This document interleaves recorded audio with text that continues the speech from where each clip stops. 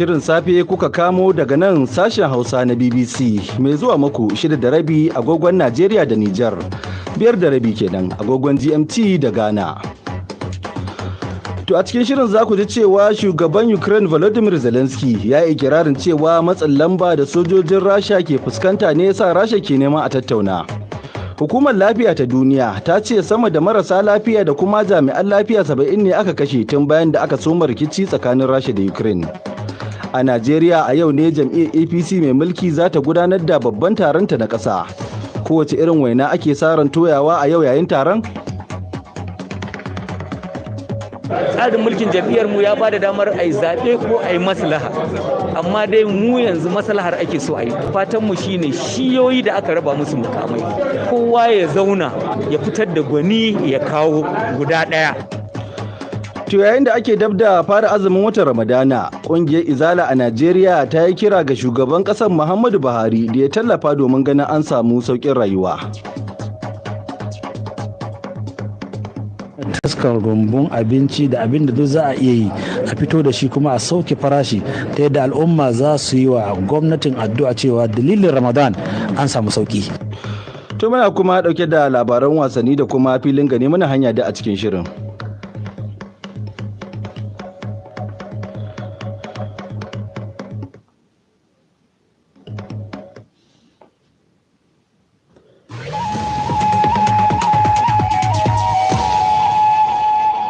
To duka waɗannan da ma wasu rahotannin na nan tafe bayan na karanto labaran duniya. Sunana Mustapha Musa Kaita.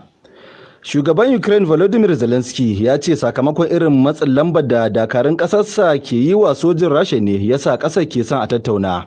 A wani jawabi da yi na baya-bayan nan Mr. Zelensky ya ce rundunar sojin ƙasar ta yi fata-fata da dakarun Rasha, inda ya ce a halin yanzu sun bar Rasha da daƙile hare-hare maimakon kaiwa. Ya bayyana haka ne bayan Rasha ta nuna alamun za ta sauya salon yakinta. Станом на цей день у місті перебувають близько 100 тисяч людей. Mr. Zelensky din ke ne ke cewa adadin waɗanda Rasha ta rasa a wannan yaƙi ya kai 16,000 kuma daga cikinsu akwai manyan kwamandoji. Sai dai a nata ɓangaren Rasha cewa ta yi an kashe sojojin fiye da 1,350 ne kawai.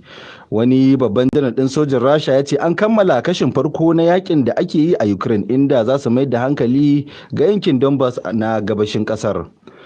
A wani bincike na baya-bayan nan, hedikwatar tsaro ta Amurka ta Pentagon ta ce a halin yanzu Rasha ba ta da iko da kudancin Kherson na Ukraine. Kherson ne birni mafi girma da Rasha ta kwace iko da shi tun bayan da ta kaddamar da yaƙi akan Ukraine. A baya dai Ukraine ta ce wani makami mai linzami da Rasha ta harba ya fada kan hedikwatar sojin saman Ukraine da ke tsakiyar ƙasar. Babu ƙarin bayani kan mutum nawa suka mutu ko kuma suka ji rauni. Gwamnatin Ukraine ta ce sama da mutum 2.5 miliyan ne suka samu suka tsere daga birnin Mariupol a jiya Juma'a duk da lugudan wutar da ake yi. Hukumar Lafiya ta Duniya ta bayyana cewa ta damu matuƙa kan hare-haren da ake kaiwa a asibitoci da sauran wuraren kiwon lafiya a Ukraine. Sama da marasa lafiya da kuma jami'an lafiya 70 ne aka kashe tun bayan da aka soma wannan rikici. Majalisar Ɗinkin Duniya ta fito fili ta haramta kai hare-hare kan wuraren kiwon lafiya, sai dai idan wuraren suna taka muhimmiyar rawa a yakin kamar bayar da mafaka ga mayaka masu lafiya. Rasha dai ta sha nana ta cewa ba da gangan take kai hare-hare ba ga wuraren fararen hula ba. To kuna shan labaran duniya ne daga nan sashen Hausa na BBC. A karon farko, shugabannin kasashen Turai sun amince su yi cinikin haɗin gwiwa domin sayin iskar gas sakamakon tashin farashinsa wanda rikicin Rasha da Ukraine ya haddasa. A rana biyu wato ta taron ƙungiyar tarayyar Turai a Brussels, shugabannin kasashen sun amince da hukumar gudanarwa ta tarayyar ta so iskar gas ɗin a madadin kasashen. Kasashen suna da yaƙinin wannan matakin zai taimaka wajen rage farashin gas ɗin. Kuma kofa a buɗe take ga ƙasashe waɗanda ba sa cikin ƙungiyar tarayyar Turai kamar su Ukraine da Georgia da Moldova don su shiga cinikin. 75% of the global pipeline gas market is the Shugabar tarayyar Turan kenan Ursula von der Leyen ke cewa kashi 75 cikin 100 na kasuwar gas a Turai take. Muna da ƙarfin da za mu iya saya, ina maraba da cewa za mu haɗa kanmu domin yin ciniki. Kamfanin sada zumunta na Telegram ya saka hannu kan wata yarjejeniya da hukumar zaben Brazil ta saka. Wato kamfanin sada zumunta na Telegram ya sa hannu kan wata yarjejeniya tare da hukumar zaben Brazil domin yaƙi da labaran ƙarya gabanin zaben shugaban ƙasar da za a yi a Oktoba. A makon da ya gabata ne kotun ƙasar ta toshe manhajar ta Telegram a ƙasar sakamakon ta ƙi shiga wani shiri na ƙasar na yaƙi da labaran ƙarya. Tuni kamfanin Google da WhatsApp da TikTok duk suka shiga wannan tsari.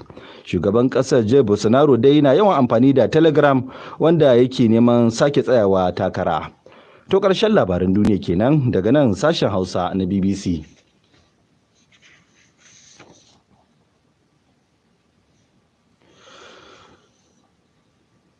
To sai a gafarce mu kan tsaikon da muka samu yanzu kai tsaye bari mu je kan batun taron jam'iyyar APC da za a yi a yau a Najeriya.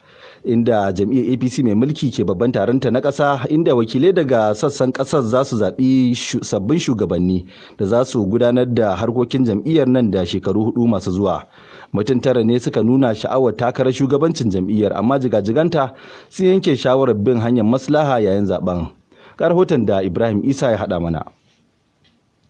A yau ne dai ake sa ran za a yi ta ƙare. Bayan an ci wani zamani ana hayaniya da tada ƙura kan babban taron jam'iyyar APC mai mulkin Najeriya, wanda sau biyu ana saka rana ana ɗagewa.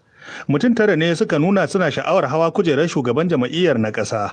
7 daga cikinsu wato da Malam Salihu Mustapha da Malam Muhammad Aisu da Sanata Muhammad Sani Musa da Sanata Tanko Almakura da Sanata George Akume da Sanata Abdullahi Adamu duka daga shiyar arewa ta tsakiyar Najeriya suka fito.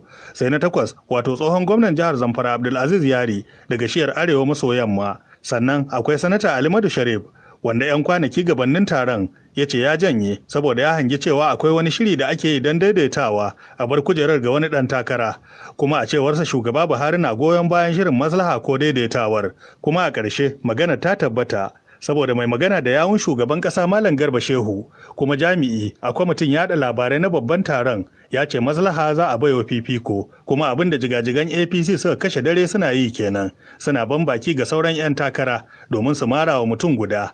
Har ma an ba da umarnin jama'iyya ta mayar musu da kuɗin da suka kashe wajen yankan fom. Shugaban Muhammadu Buhari ya shiga da kafar dama, ya yi tsawa yau tuna an dakatar da ita. Gwamnoninmu gaba ɗaya sun haɗe kansu sun karɓi alƙibla guda ɗaya. Tsarin mulkin jam'iyyarmu ya ba da damar a yi zaɓe ko a yi maslaha. Amma dai mu yanzu maslahar ake so a yi. Fatanmu shine shiyoyi da aka raba musu mukamai. Kowa ya zauna ya fitar da gwani ya kawo guda ɗaya. Maslahar nan ana so a samu amincewar masu neman takarar nan, ko an samu wannan? Ai dokar zaɓe ta ƙasa buƙatar ta ma shine wanda duk ya janye sai ya sa hannu a takarda cewa ya janye. Mu ma haka muke so, saboda ba mu san a gama wani ya zo ya ce zai kai ƙara. Tuni dai rahotanni ke cewa tsohon gwamnan jihar Nasarawa Sanata Abdullahi Adamu ne shugaban ƙasa da jigajigan APC suka sanya wa albarka don zama shugaban jama'iyyar. Kuma har yanzu fadar shugaban ƙasa bata musanta ba. Na tuntuɓe shi don jin ko da wani ɗarɗar da zuciyarsa ke yi idan aka ce zaɓe za a yi maimakon maslaha. Sai ya ce maslaha alheri ce, amma idan ta kama a yi zaɓe ko gezau. Idan aka ce shugaban jam'iyya sun haɗa kansu ce ga za a yi, wannan muryar tasu ya shuɗe dukkan wani murya. Zancen shaka bai taso ba, tun da Allah ya halicce ni har na san wani abu siyasa ban taɓa shiga zaɓe na faɗi ba. In akwai da bai tsoron zaɓe barana na dukkan suke takarar nan, saboda ni na yi an kuma gani kuma kuma zan shaida cewa na yi ɗin. Haka ba na shakan zaɓe. Abin da nake shaka kai shine abin da zaɓen zai haifa wa jam'iyyar tamu. Sanin irin abubuwan suke damun jam'iyyar a yanzu shine kawai, ba don kaina bane ba. In na zama chairman za a yi APC, in ba zama chairman ma za a yi APC. So zai zama son zuciya idan na kai ga gaya wa duniya cewa idan na yi abu ga makoma a gare ni.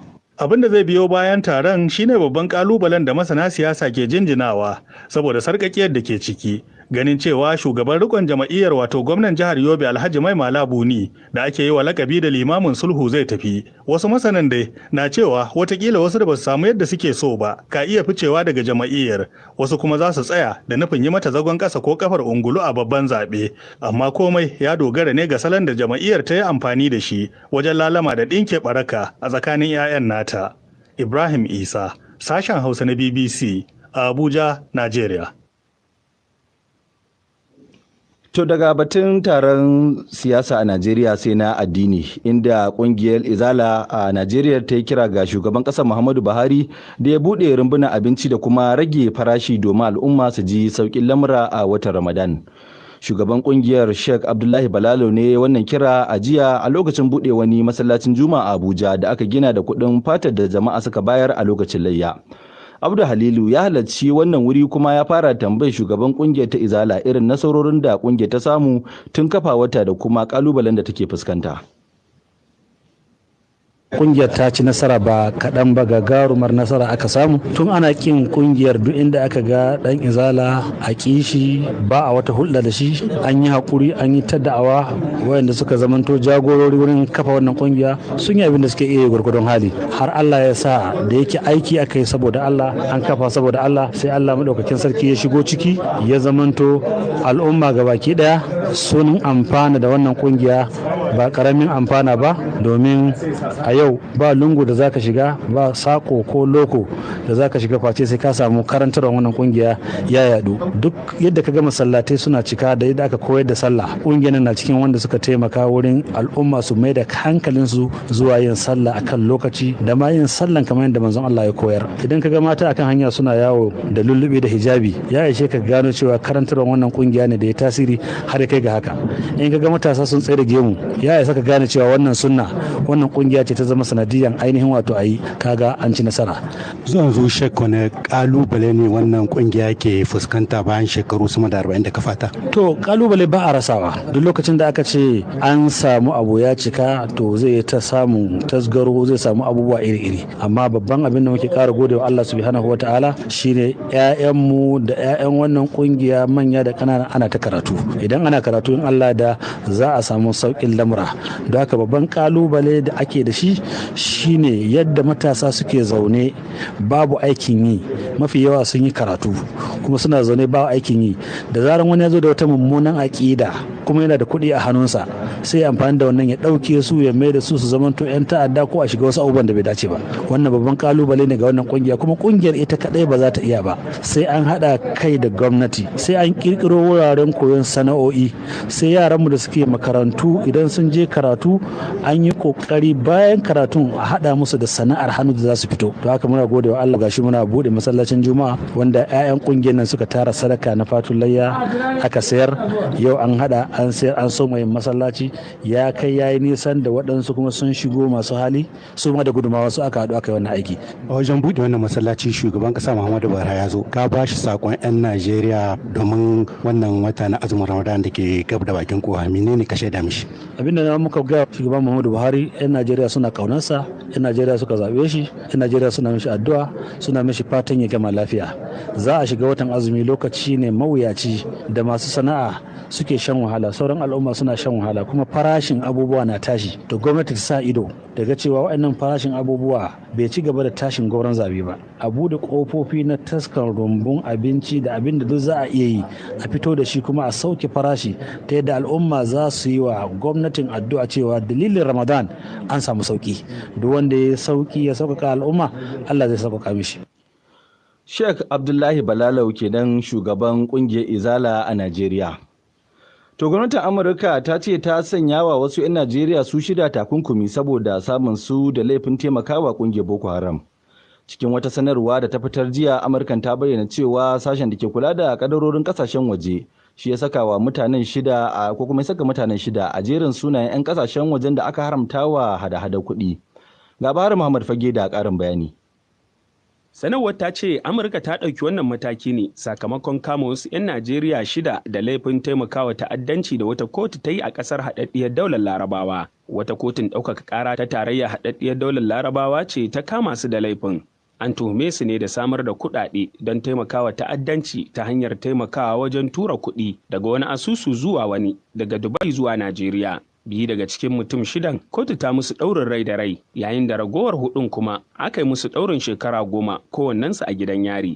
A Najeriya dai an shafe fiye da shekara 10 ana yaƙi da ƙungiyar Boko Haram, lamarin da ya sanadin mutuwar dubban mutane tare da raba miliyoyi da mahallansu. To a gaida Buhari Muhammad Fage da rahoton da ya haɗa mana, yanzu kuma sai labarin wasanni tare da Muhammad Abdu Tudun Wada. A jiya Masar ta doke Senegal ɗaya mai ban haushi a ɗaya daga karawa biyar a neman gurbin shiga gasar cin kofin duniya da Qatar za ta karba kunci a watan Nuwamba shiyar Afirka. Ɗan wasan Senegal Saliou Ciss ne ya ci gida a wasan maimacin karawa ƙarshe a kofin Afirka da Senegal ta lashe a bugun penalty. Fitattun yan gwallon Liverpool Mohamed Salah na Masar da Sadio Mane na Senegal sun buga wasan amma ba wanda ya daga gidan kifi.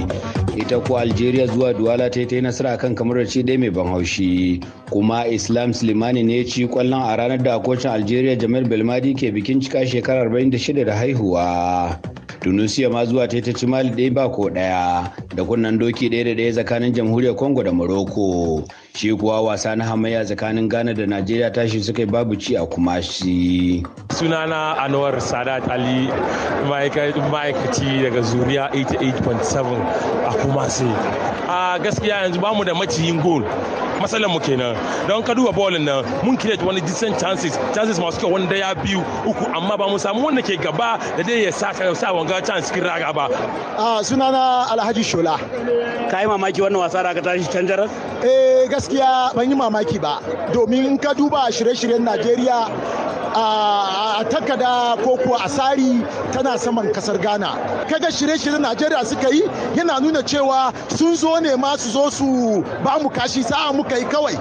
Sunana Hamza. Kaga tawagar Ghana Black Stars ba ta da wasu 'yan kwallo da suka kai waɗanda an ka tuntube sun ga. Duk wani player da ka sani an je an dauko shi an kawo shi. Mun kecere ni da tawagar Super Eagles of Nigeria har ba mu iya mun zura kwallo a ragansu ba. Kai har ma an yi wasu wasi nan wani penalty da aka samu referee ya je ya duba na'ura ya ce ba penalty ba ne.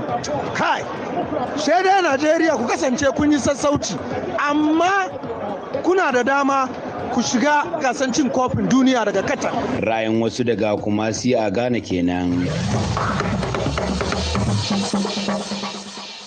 To a gaida Muhammad Abdu Mamaskifa da labaran wasannin. To yanzu karfe 7 saura minti 13 kenan a Najeriya da Nijar.